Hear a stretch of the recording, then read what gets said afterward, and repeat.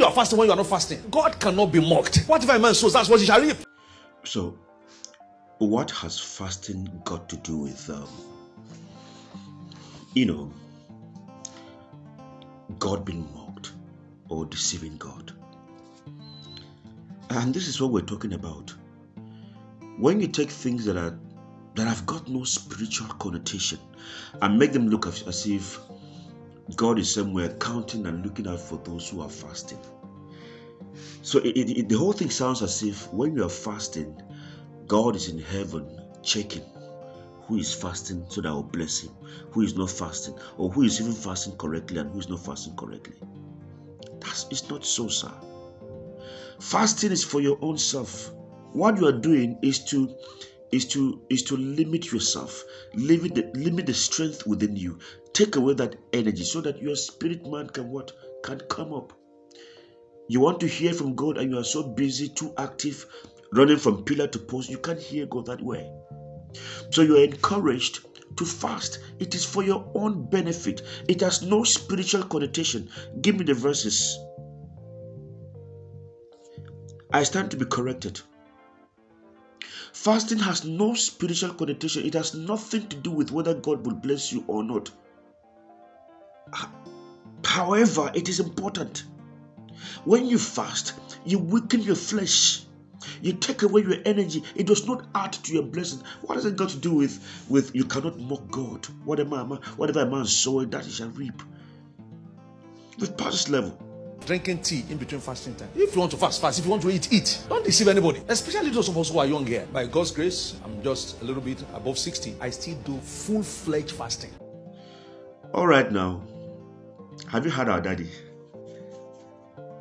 You that said he's tired, he's retired. Come and make him stay at home now. He has found a way to pass a message that he's not tired. We that are young. And you know what I think about him? This man is not old. Honestly speaking, before I met Abioye, my first love was Abioye. And I believe there are so many of us out there who think this way. My very first love was Abioye.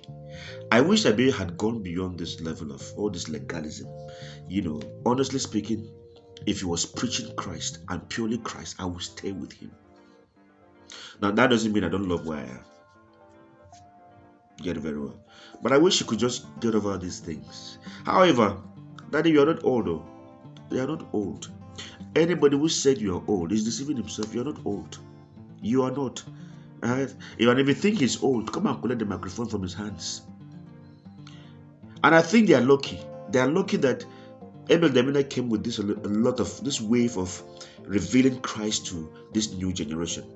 If it was what it used to be when a lot of us were still in the dark, okay, this church you're about to start would have been the reason most of these churches in this Abuja were closed down. From your former boss to the remaining ones, maybe Airport Road and whatever. That would have been the reason they were closed down. They should be thanking God for Abioye now. Honestly, he has reduced the strength of that level of gullibility. They should be thanking God for Abioye. If not even people like us now, we're going to go now.